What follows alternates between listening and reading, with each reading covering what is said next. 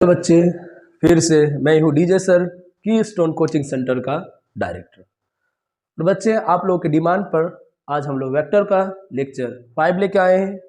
Lecture 1, 2, 3, 4 जिनका छूटा हुआ है या फिर वेक्टर का जिनका इनिशियल पार्ट क्लियर नहीं है, बच्चों पहले लेक्चर 1, 2, 3, 4 देख ले और फिर हमारा लेक्चर 5 को देखें।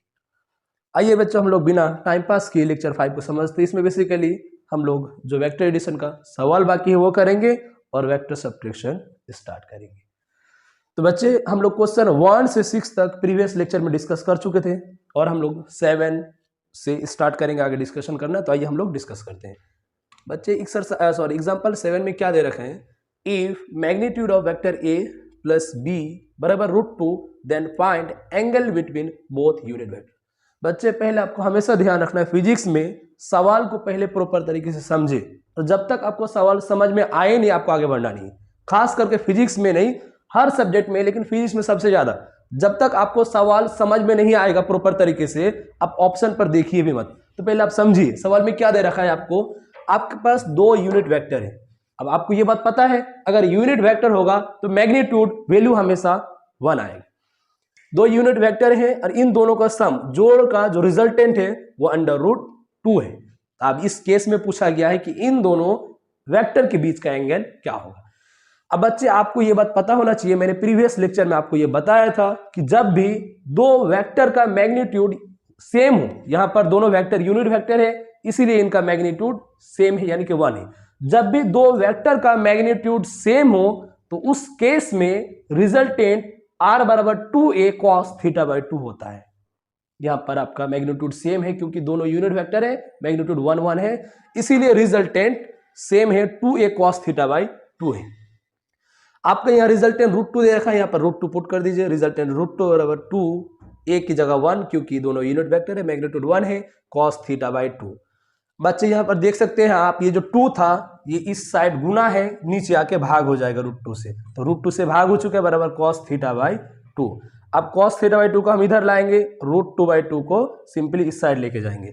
बच्चे आपको ये प्रॉपर्टी याद होगा, कुछ बच्चों को यहाँ पर कंफ्यूजन है कि सर आपने यहाँ पर 2 को √2 गुना √2 कैसे लिख सकते हैं। तो बच्चे √2 गुना आप 2 को √2 इंटू √2 लिख सकते हैं। हाँ बिल्कुल लिख सकते हैं। किस प्रकार से आप देखिए, यहाँ पर आपका √2 है जिसका मान है 1/2 पावर में, और ये भी मतलब 2 के पावर 1/2।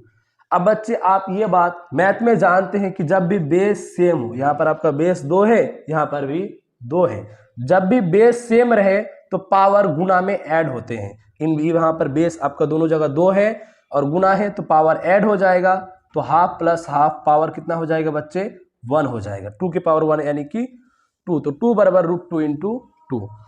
अब यहाँ पर बच्चे cos θ/2 बराबर √2 अपन √2 इंटू √2 कैसे हम यहाँ पर ब्रेक करके लिख सकते हैं। यहाँ से आपका एक √2 से एक √2 कैंसिल हो गया, तो आंसर कितना आ गया, 1/√2 आ गया। cos θ/2 बराबर 1/√2। बच्चे आपको ये बात पता होना चाहिए, जो हमारा 1/√2 है ये cos 45 डिग्री का वैल्यू है, यानी कि 1/√2 को हम लोग सिंपली cos 45 डिग्री लिख सकते हैं। तो 1/√2 ना लिख के अब हमने इसे cos 45 डिग्री लिख दिया, तो cos से cos आपका कैंसिल हो गया, तो θ/2 सिंपली 45 डिग्री हो गया, तो थीटा और ये 2 भाग था इधर जाके गुना हो गया 45 से, तो 45 इंटू 2 आपका 90 डिग्री आंसर आ गया। अब हम लोग एग्जाम्पल 8 में चलते हैं। यहाँ पर सिंपली दोनों सवाल एक जैसा है। यहाँ पर आपका रिजल्टेंट पहले √2 था, अब रिजल्टेंट √3 हो गया है। अब सिंपल सेम है दोनों, यहाँ पर भी यूनिट वेक्टर है, यहाँ पर भी मैग्नीट्यूड सेम है और 1, 1 है, तो सिंपली सेम फॉर्मूला लगाएंगे। रिजल्टेंट r बराबर 2a cos θ/2, और रिजल्टेंट आपका √3 है 2a1 cos θ/2। यहाँ पर 2 आपका इधर गुना है, नीचे आके भाग हो जाएगा, √3/2 बराबर cos θ/2। अब cos θ/2 बराबर cos θ/2 को आप उस साइड लिखेंगे तो √3/2 इस साइड आ जाएगा। अब हमें ये बात पता है कि जो √3/2 है ये cos 30 डिग्री का मान होता है, तो हम लोग √3/2 के जगह में cos 30 डिग्री लिखेंगे। तो यहाँ पर इसको हटा के मैंने cos 30 डिग्री लिखा है, cos से cos कैंसिल हो चुका है, तो θ/2 बराबर आ गया आपका 30 डिग्री, थीटा आ जाएगा 2, 30 के साथ गुना होकर 60 डिग्री आंसर आ जाएगा। अब बच्चे हम लोग आगे नेक्स्ट सवाल पे चलते हैं। Example number 9। यहाँ पर क्या दे रखा है बच्चे, इफ b बराबर r/√3 then find angle between A and resultant. यहाँ पर आपको एक ट्रायंगल दे रखा है, एक साइड ए है, एक बी है और एक साइड आर है, और ए और आर के बीच का एंगल आपको थीटा दे रखा है और हमने नाम ओ क्यू पी इस ट्रायंगल का रखा है। यहाँ पर क्या पूछा गया है बच्चे, आपको बी साइड का बी वेक्टर का वैल्यू दे रखा है और इन दोनों के बीच के एंगल पूछा है। तो सिंपली जो साइन थीटा है वो है आपका P by H. Sine theta का वैल्यू क्या होता है बच्चे, पी बाई एच। ये आपका परपेंडिकुलर और ये आपका हाइपोटेनस। बच्चे जिसको थीटा में कंफ्यूजन है वो साइड में इसे नोट कर सकते हैं। जो हमारा साइन थीटा है वो पी बाई एच है, जो कॉस थीटा है वो बी बाई एच है, और जो टेन थीटा है वो पी बाई बी है। ध्यान रखेंगे यहाँ पर पी परपेंडिकुलर है थीटा के जस्ट सामने वाला, हाइपोटेनस सबसे लॉन्ग वाला लंबा वाला है, और आपका बी बेस है लोअर वाला। तो साइन थीटा आपका पी बाई एच आ गया, और परपेंडिकुलर में आपका बी है और हाइपोटेनस में आपका आर है। लेकिन आपको सवाल में बी का मान आर बाई रूट थ्री दे रखा है, तो बी को आप रिप्लेस करके आर बाई रूट थ्री लिख सकते हैं। यहाँ से आर कैंसिल हो गया, तो साइन थीटा आ गया one by root three. Sine theta one by root three, तो थीटा कितना आएगा, साइन आपका इधर जाके इनवर्स में हो जाएगा, माइनस में आ जाएगा। जब इस साइड आएगा साइन तो माइनस चला जाएगा, तो थीटा कितना आएगा, sine inverse one by root three. बच्चे अब हम लोग एग्जाम्पल नंबर 10 में चलते हैं। If vector A plus B बराबर vector C and A square plus B square बराबर C square, then angle between A and B. यहाँ पर आपको क्या दे रखा है, दो वेक्टर है ए और बी, और इनका जो सम है वेक्टर एडिशन वो सी वेक्टर के बराबर है, और इनका जो स्क्वायर है A square plus B square वो भी सी स्क्वायर के बराबर है। तो बच्चे अगर ए स्क्वायर प्लस बी स्क्वायर सी स्क्वायर के बराबर है, तो इस कंडीशन में इन दोनों वेक्टर के बीच का एंगल कितना होना चाहिए, आइए हम लोग देखते हैं। वेक्टर सी बराबर ए प्लस बी, अब हम लोग रिजल्टेंट लिखेंगे। वेक्टर सी कितना आ जाएगा बच्चे, under root A square plus B square plus two A B cos theta. जब हम लोग इधर भी स्क्वायर करेंगे और इधर भी स्क्वायर करेंगे तो स्क्वायर करने से ये अंडर रूट हट जाएगा। तो जब मैंने इसका स्क्वायर किया तो इसका जब इस साइड का स्क्वायर करेंगे तो ये अंडर रूट खत्म हो जाएगा, अंडर रूट खत्म हो गया। सी स्क्वायर बराबर A square plus B square plus two A B cos theta. अब बच्चे सी स्क्वायर बराबर A square plus B square तभी होगा जब आपका ये पूरा टर्म जीरो होगा। हाँ बच्चे, अगर ये पूरा जीरो हो गया तो सी स्क्वायर बराबर A square plus B square हो जाएगा। और ये अब जीरो कब होगा, जब कॉस थीटा का वैल्यू जीरो हो। हाँ बच्चे, और कॉस थीटा ये अगर पूरा टर्म जीरो हो गया तो ये भी जीरो हो जाएगा। तो कॉस थीटा जीरो कब होगा, जब आपका थीटा 90 डिग्री होगा बच्चे। हाँ बच्चे, कॉस 90 का मान जीरो होता है। कॉस 90 डिग्री कितना होगा बच्चे, जीरो। यानी कि थीटा को अगर आप 90 डिग्री कीजिएगा तो कॉस 90 जीरो हो जाएगा, तो ये 2ab कॉस थीटा पूरा जीरो हो जाएगा। तो सिंपली सी स्क्वायर बराबर A square plus B square आ जाएगा। यानी कि इस केस में एंगल 90 डिग्री होना चाहिए, आप नोट कर सकते हैं। बच्चे हम लोग एग्जाम्पल 11 में चलते हैं। यहाँ पर क्या दे रखा है बच्चे, इफ बी बराबर R by root two then find angle between A and B. बच्चे हमने जो एग्जाम्पल 9th किए थे और 11th, ये दोनों पूरा ही सिमिलर है। यहाँ पर बी आपका आर बाई रूट थ्री था, वही बी आपका आर बाई रूट टू हो गया। तो सब कुछ सेम है, थीटा वगैरह साइड सब हमें सेम दे रखा है, बस बी का वैल्यू चेंज किया है। तो यहाँ पर देख सकते हैं ये एंगल थीटा है, साइड ए है, ये बी है और ये आर है। आपका साइन थीटा कितना आ गया, पी बाई एच, परपेंडिकुलर वही बी है और रिजल्टेंट ये आर है, और बी इस बार आर बाई रूट टू है। हमने आर से आर को कैंसिल किया। Sine theta one by root two है, और sine theta one by root two कब होगा, जब थीटा 45 डिग्री होगा। तो बच्चे आप इसे नोट डाउन कर सकते हैं। तो बच्चे आप नोट डाउन कर चुके हैं। अब एक एग्जांपल बाकी है और वेक्टर सब्ट्रैक्शन हम लोग इस टॉपिक में स्टार्ट करने वाले हैं। ये जो सवाल है काफ़ी इंपॉर्टेंट है, इससे आप बहुत कुछ सीख पाएंगे। रिजल्टेंट एंगल वगैरह, वेक्टर से कैसे क्या एंगल नापेंगे, रिजल्टेंट से वेक्टर ए का एंगल क्या होगा, बी का एंगल क्या होगा, टेन अल्फा क्या है, टेन बीटा क्या है। इस सवाल में ये सब कंसेप्ट क्लियर होने वाले हैं। अब आप लोग बोर्ड में ध्यान से बस देखते रहिए। एग्जाम्पल में क्या कहा गया है, एक वेक्टर ए है जिनका मैग्नीट्यूड 4 न्यूटन दे रखा है, is acting at an angle 30 degree from X axis. ये रहा आपका एक्स एक्सिस, और इस एक्स एक्सिस से एक 4 न्यूटन का वेक्टर ए 30 डिग्री पर एक्ट हो रहा है। And a another vector of magnitude 3 Newton is acting at an angle 120 degree from X axis. और उसी एक्स एक्सिस से आपका 120 डिग्री पर एक दूसरा वेक्टर जिसका नाम b है और मैग्नीट्यूड 3 है वो एक्ट हो रहा है। बच्चे अब तक सवाल में ये कहा गया है कि x एक्सिस से एक वेक्टर a है जो 30 डिग्री एंगल बना के है, और इसी x एक्सिस से एक वेक्टर b है जो 120 डिग्री एंगल बना के। Then find the magnitude of resultant and direction of resultant from X axis. अब जो हमारा रिजल्टेंट आएगा कहीं इन दोनों के बीच में आएगा बच्चे, ये 4 न्यूटन है, ये 3 न्यूटन है, इन दोनों का रिजल्टेंट कहीं ना कहीं इनके बीच से आएगा। उस रिजल्टेंट का हमारा वेक्टर ए के साथ जो एंगल है अल्फा वो क्या होगा, और जो रिजल्टेंट है उसका मान क्या होगा, ये सवाल में पूछा गया है। बच्चे एक बार सिंपली रफली सवाल को फिर से देखें। इसमें क्या कहा गया है बच्चे, एक वेक्टर ए है जो एक्स एक्सिस से 30 डिग्री एंगल पर है, ओके, और एक वेक्टर बी है जो एक्स एक्सिस से 120 डिग्री एंगल पर है।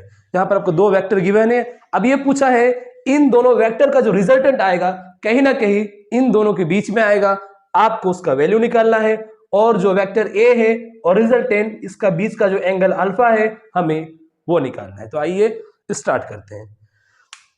एंगल बिटवीन ए एंड, जैसे आप यहां पर देख सकते हैं कि एक्स एक्सिस से वेक्टर ए 30 डिग्री पर है और आपका एक्स एक्सिस से वेक्टर बी 120 डिग्री पर है।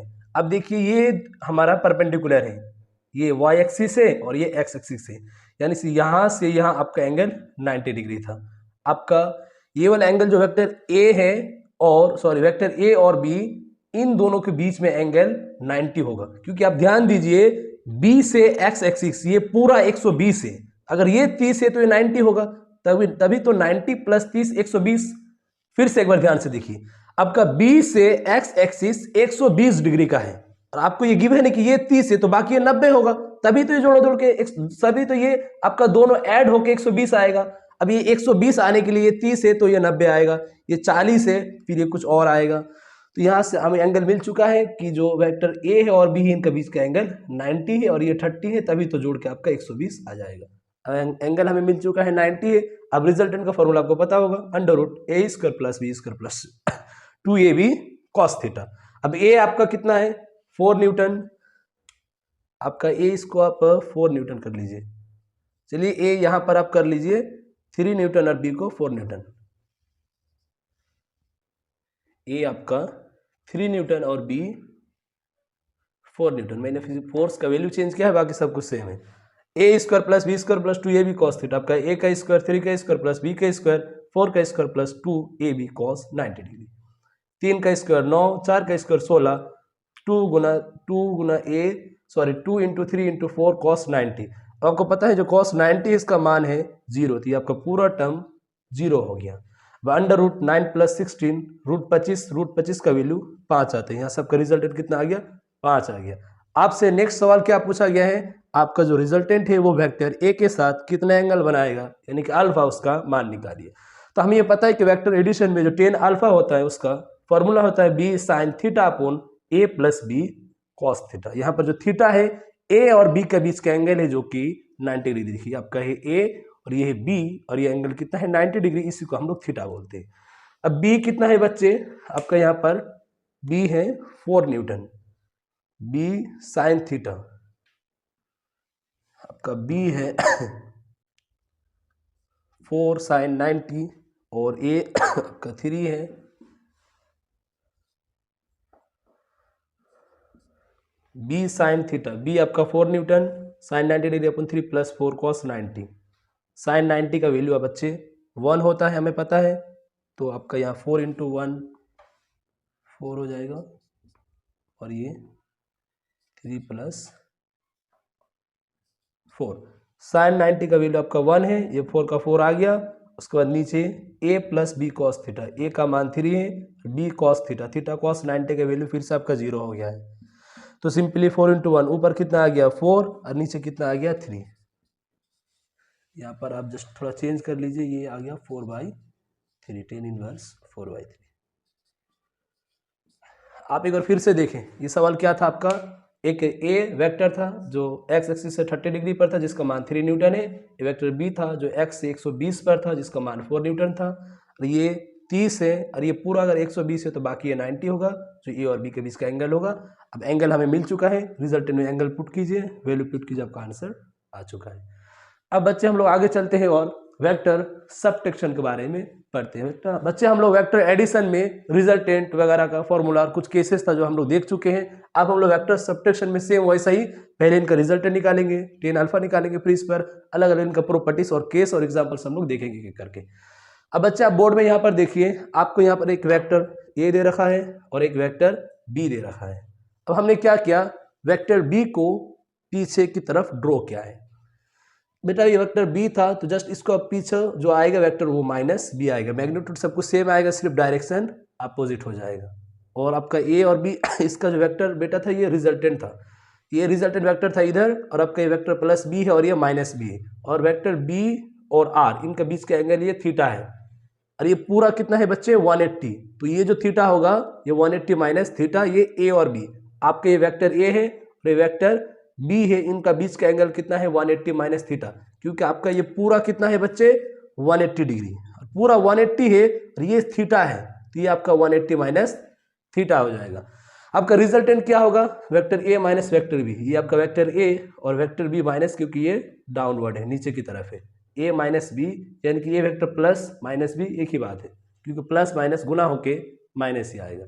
अब थीटा कितना आ गया ए और बी के बीच में 180 माइनस थीटा, थीटा कितना आ गया 180 माइनस थीटा आ गया। अब जो रिजल्टेंट का फॉर्मूला क्या है, under root A square plus B square plus 2ab cos theta, यहाँ पर जो थीटा है इसका वैल्यू कितना है 180 माइनस थीटा, तो A square plus B square plus 2ab cos 180 minus theta, और ये हमें पता है कि कॉस 180 माइनस थीटा का जो वैल्यू होता है वो माइनस थीटा होता है, इसलिए A square plus B square plus 2ab, ये पूरा टर्म को मैंने हटा के सिर्फ माइनस कॉस थीटा लगा दिया है, क्योंकि कॉस 180 माइनस थीटा का वैल्यू माइनस कॉस थीटा होता है। अब under root A square plus B square, ये जो माइनस अंदर था ये बाहर आ गया, इसीलिए A square plus B square minus 2ab cos theta हो चुका है।